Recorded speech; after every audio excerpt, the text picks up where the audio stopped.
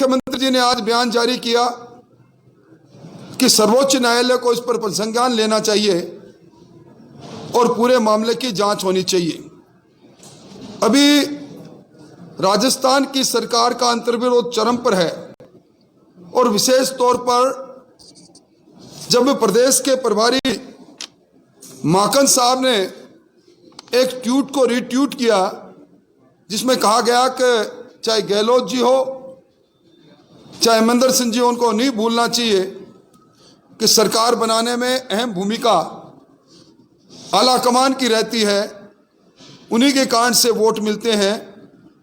और जब नवजोत सिद्धू फार्मूला बन गया, अब उसी फार्मूले के आधार पर निश्चित तौर पर एक ही मानदंड से कांग्रेस का आला कमान आगे की गतिविधियां पर काम करेगा, तो उससे जरा मुख्यमंत्री जी परेशान है।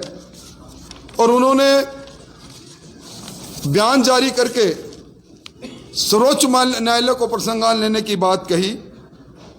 मैं समझता हूं कि अगर उन्हें समझ नहीं तो मैं समझ कराना चाहूंगा कि उनके ओएसडी लोकेश शर्मा ने मुख्यमंत्री निवास से अपने टेलीफोन नंबर 9829620202 से उस समय जब सरकार का अंतर्विरोध चरम पर था, उन्होंने ऑडियो वीडियो जारी किए जिसमें कांग्रेस के उस समय के उप मुख्यमंत्री और तत्कालीन प्रदेश कांग्रेस कमेटी के अध्यक्ष सहित कांग्रेस के पर्यटन मंत्री, कांग्रेस के वरिष्ठ विधायकों के आपस का वार्तालाप था।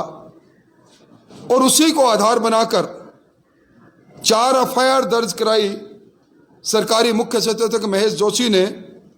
FIR number 47/2020, FIR number 48/2020, FIR number 49/2020 और एसीबी में एफआईआर नंबर 129/2020। और आज भी एक मुकदमा दिल्ली के क्राइम ब्रांच के अंदर चल रहा है जिसके अंदर अभियुक्त के तौर पर लोकेश शर्मा जी हैं। आज इस सरकार के खुद के सत्तारूढ़ दल के विधायक आरोप लगाए। अभी जून महीने के अंदर वेद प्रकाश सोलंकी ने कहा कि मुझे कांग्रेस के 3-4 विधायकों ने आकर कहा कि उनका टेलीफोन टेप हो रहा है और मेरा भी टेलीफोन टेप हो रहा है। सरकार की तरफ से कोई स्पष्टीकरण नहीं दिया गया।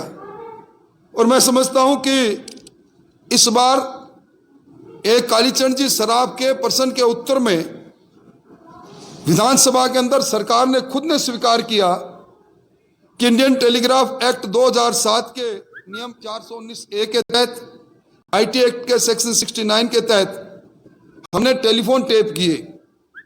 सरकार पहले यह खुलासा करे कि उसने टेलीफोन टेप किए, किसके किए, कितने किए, और जिस टेलीफोन के टेप पर आज उनका ओएसडी खुद अभियुक्त बना बैठा है और जिसके आधार पर 4-4 एफआईआर दर्ज की गई, आज वही मुख्यमंत्री जी सर्वोच्च न्यायालय को प्रसंज्ञान लेते हुए जांच की मांग करते हैं। मैं समझता हूं कांग्रेस का चाल और चरित्र सामने आ गया है और कांग्रेस पार्टी दिल्ली के अंदर संसद को ठप करके मुद्दों से ध्यान भटकाना चाहती है।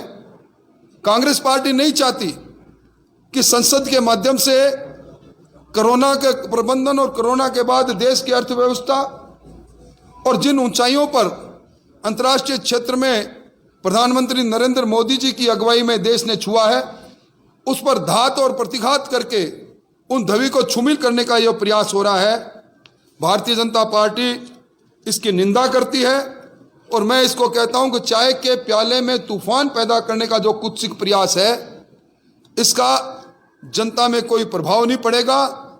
और एक बार फिर कांग्रेस का लोकतांत्रिक परंपराओं में विश्वास नहीं, लोकतंत्र के मंदिर संसद को जिस प्रकार गतिरोध उन्होंने पैदा कर रखा है, संसदीय प्रणाली पर कांग्रेस का विश्वास होता तो संसद में बहस करती। अब तक संसद के बाहर बयान दे रहे हैं, पर इस पेगासस के बारे में एक भी तथ्य और एक भी सबूत और एक भी साक्ष्य कांग्रेस के कोई नेता प्रस्तुत सदन में नहीं कर पाए।